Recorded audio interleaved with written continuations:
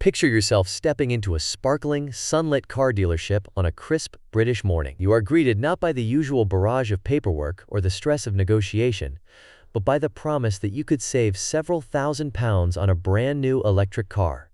No hidden catches, no complex forms, just a straightforward path to the future. For countless British families, long accustomed to rising vehicle prices and economic uncertainty, this sounds almost too good to be true. Yet this is precisely what the United Kingdom government is now promising through its ambitious electric car grant. The bold headlines suggest a revolution is at hand. But, as with any sweeping policy, beneath the surface lie layers of complexity. Policy, economics, environmental ambition, and social equity. The central question remains: can this new grant truly transform British roads?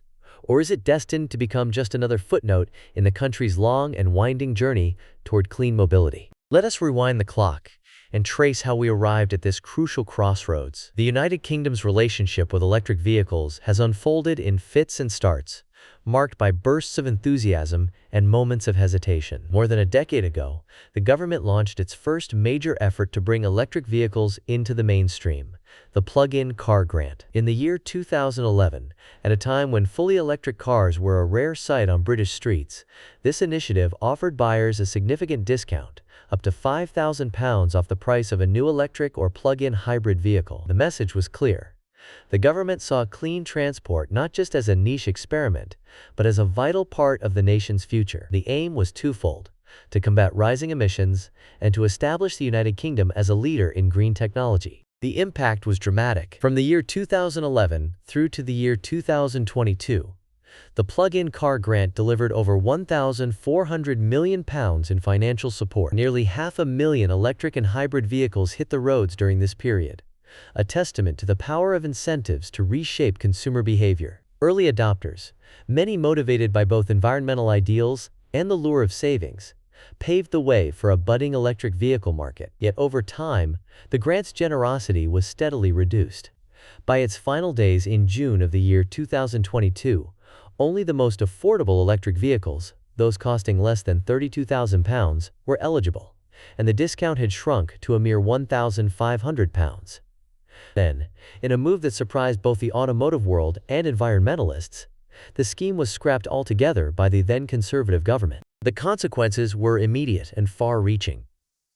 Overnight, the price gap between electric cars and their petrol or diesel counterparts widened significantly. For families already grappling with inflation and soaring living costs, the dream of owning an electric car retreated further into the distance. The surge in sales that had characterized much of the previous decade slowed noticeably. Suddenly, the momentum behind the electric car movement seemed to falter, and doubts began to grow about the United Kingdom's ability to meet its ambitious climate targets. Yet, the story did not end there. The climate emergency, with its mounting evidence and ever more severe weather events, has kept environmental issues at the forefront of public consciousness. The government's self-imposed deadline loomed ever closer: a ban on new petrol and diesel car sales set for the year 2030. Against this backdrop of urgency and public demand for action, the new government has unveiled the electric car grant, a policy with the potential to reshape the landscape once again. This time, the stakes are higher and the approach more sophisticated. The electric car grant comes with a budget of £650 million, pledged to last until the financial year 2028 to 2029. The government is promising up to £3,750 off the purchase price of certain new electric vehicles. However, the grant is available only for models priced at £37,000 or less. There is an important twist. The actual amount of the grant depends not just on the car's price, but also on how sustainably it is manufactured.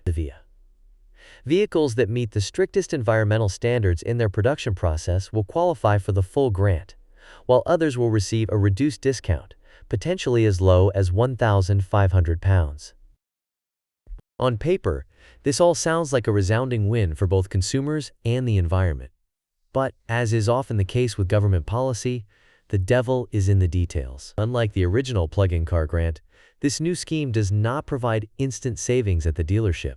Instead, car manufacturers must apply for their models to be considered for the grant, a process that could take weeks, or even months. Consumers hoping to take immediate advantage of the grant may find themselves waiting as manufacturers scramble to gain approval and, in some cases, adjust their vehicle lineups or pricing to qualify. This dynamic could lead to rapid shifts in which models are eligible, and some car makers might even cut prices strategically to ensure their vehicles just slide under the £37,000 threshold. Already, industry analysts are predicting that competition in the budget electric car segment will intensify as brands vie for a share of the grant-fueled demand. Moreover, the grant is not an open-ended promise. Funding is guaranteed only until the end of the 2028 to 2029 fiscal year, or until the £650 million fund is depleted, whichever comes first. The Department for Transport has been explicit.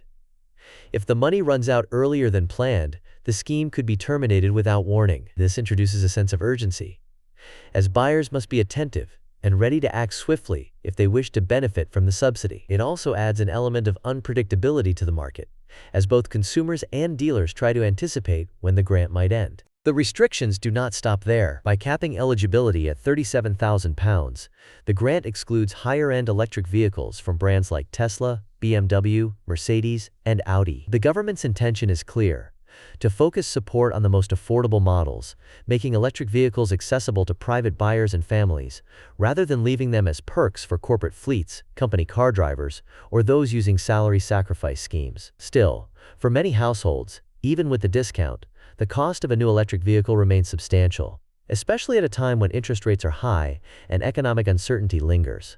Industry leaders and experts have responded with a mix of enthusiasm and cautious optimism. Toby Poston of the British Vehicle Rental and Leasing Association remarked, "Targeted incentives have powered the transition to date, and now the government is acting to widen the demand base for new electric cars by providing this grant." Mike Hawes, chief executive at the Society of Motor Manufacturers and Traders, described the move as a clear signal to consumers that now is the time to switch. Simon Williams from the RAC called the grant just the shot in the arm needed to help more drivers go electric. Lisa Branken, chair of Ford UK, declared the policy great news for UK drivers and a major step towards making electric vehicles more affordable. Adam Wood from Renault echoed these sentiments, noting that the grants are a much-needed signal that government is ready to put tangible action behind the ambitious transition to electric vehicles. Yet there is a note of caution. Ian Plummer from Auto Trader pointed to the enduring challenge of affordability.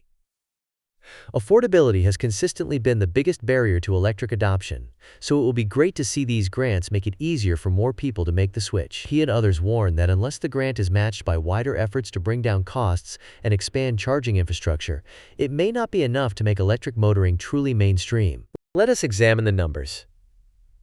As of April in the year 2025, there are just over 1.5 million fully electric vehicles on British roads. That accounts for just over 4% of the total vehicle fleet. A remarkable increase from even a handful of years ago, but still a small fraction when compared to the tens of millions of vehicles in use. The government's stated goal is to phase out the sale of new petrol and diesel cars by the end of this decade. To achieve this, the rate of electric vehicle adoption will have to accelerate dramatically. The electric car grant is designed to act as a catalyst, but the scale of the challenge should not be underestimated. For context, in leading electric vehicle markets like Norway, over 80% of new car sales are fully electric. While the United Kingdom has made significant progress, it still has a long road ahead to reach such levels. The grant does not exist in isolation. Alongside the main discount, up to £3,750, the government is also investing in the infrastructure that supports electric mobility. An additional £25 million has been allocated to local councils for innovative cross-pavement charging solutions, a key measure for those who lack off-street parking. Another £30 million is earmarked to help businesses electrify their fleets, and a further £8 million is dedicated to bringing charging stations to more than 200 National Health Service sites across the country. These efforts complement the government's zero-emission vehicle mandate, which requires car manufacturers to steadily increase the proportion of zero-emission vehicles they sell each year or face financial penalties.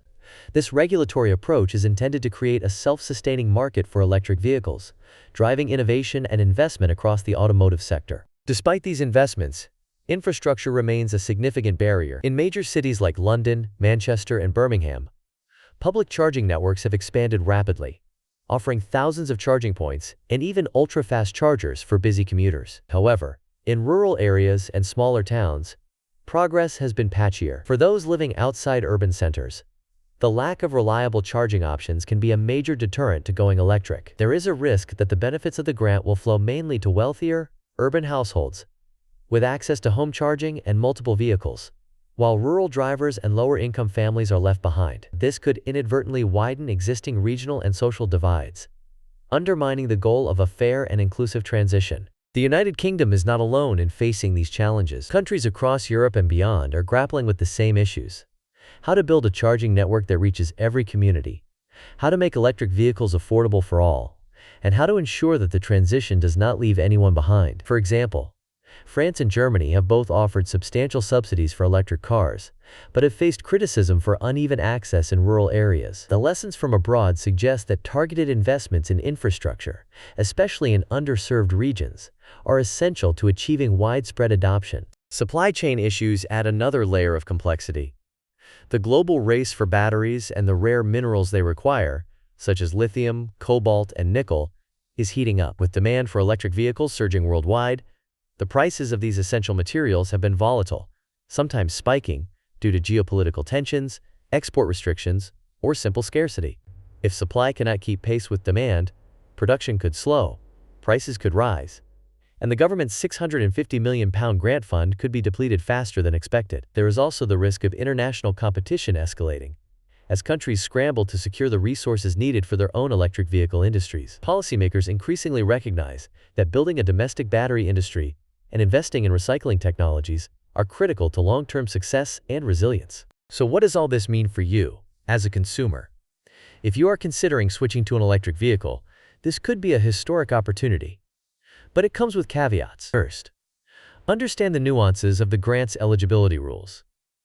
Not every electric car qualifies for the full discount, and some might not qualify at all. The difference between securing the maximum grant and a reduced one could be thousands of pounds. Some manufacturers may alter their pricing strategies, bringing models just under the £37,000 limit to capture the grant for their customers. Early adopters, who follow developments closely and act quickly, are likely to secure the best deals before the available funding is exhausted. For those not ready to make the leap, the next few years will be crucial to watch. The electric car grant could serve as a bellwether for the broader market. Will it spur automakers to innovate further, improve quality, and lower prices across the board? Or will it merely lead to a brief sales spike among a limited group of buyers? If you live in a rural area or lack access to home charging, now is the time to engage with your local council and advocate for a share of the £25 million set aside for new charging solutions. Grassroots action can influence how and where these funds are spent, ensuring that infrastructure investments reach those who need them most. Let us imagine 3 potential scenarios that could unfold as a result of this grant and the suite of supporting policies. In the first scenario, the grant proves highly effective.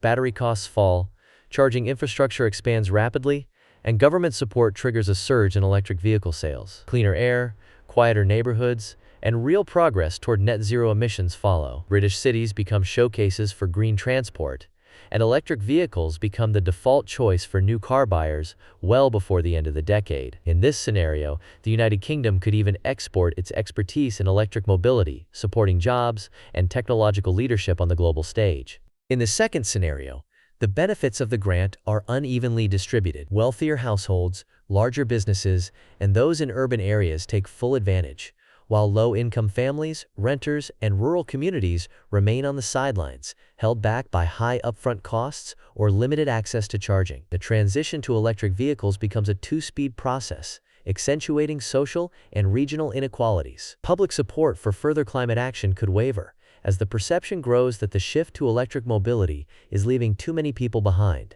Finally, in a third scenario, global supply chain disruptions, whether triggered by resource shortages, international disputes, or unexpected spikes in demand, drive up battery prices and slow the rollout of new electric vehicles. Manufacturers struggle to meet the sustainability standards required to unlock the full amount of the grant, leading to delays and disappointment among consumers. The government's £650 million fund is depleted more quickly than anticipated, forcing a premature end to the scheme. Progress toward electric mobility stalls, and the United Kingdom risks missing its climate targets, with social and economic consequences that ripple far beyond the automotive sector. To steer toward the most positive outcome, policymakers must remain nimble and responsive. This means constantly monitoring the effectiveness of the grant, ensuring that incentives are well targeted, and adjusting policies as circumstances evolve. Ongoing investment in charging infrastructure, especially in underserved areas, is critical. Support for domestic battery production and recycling will help build a resilient supply chain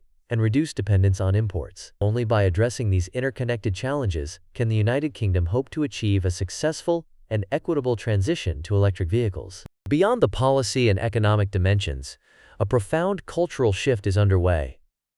No longer are electric vehicles seen as futuristic oddities or luxuries for the wealthy. Increasingly, they are embraced by families, commuters, and businesses seeking lower running costs, smoother rides, and the satisfaction of contributing to a cleaner environment. Stories from new electric car owners abound. One family in Yorkshire reports saving hundreds of pounds each year on fuel and maintenance, while a small business owner in Bristol praises the convenience and low running costs that enable him to expand his delivery service. Yet for every enthusiastic adopter, there remain many who hesitate, worried about range anxiety, unfamiliar technology, or the upfront price. Practical advice has never been more valuable. If you are considering an electric vehicle, begin your research by identifying models likely to qualify for the full grant. Keep a close watch on announcements from manufacturers and dealerships, as the competitive landscape is shifting quickly. Be ready to act when the right deal presents itself, since funding could be exhausted without warning. If outright purchase still feels out of reach, explore other options such as leasing, joining a car club, or participating in workplace schemes that offer electric vehicles as employee benefits. And most importantly, stay informed. Technology, policy, and market dynamics are all evolving at a rapid pace. In summary, will the electric car grant make electric vehicles truly mainstream in the United Kingdom? The answer is a qualified yes, with important cautions attached. If government, industry, and consumers all play their part, the grant could be the spark that accelerates the transition to clean, sustainable mobility. But restrictive rules, supply chain risks, and the possibility of early closure mean the journey is far from finished. The biggest secret? The scheme's funding can be withdrawn with little or no notice if the money runs out, making vigilance and timely action not just wise, but essential. As always, we will keep you informed on every twist and turn of this fast-changing story. What about you? Does the new grant make you consider going electric? Or do the hurdles still seem too high? Let us know your thoughts in the comments below. And do not forget to like, subscribe, and hit the bell to stay ahead of the curve in the world of global economics and technology. The road ahead is uncertain, but with the right choices,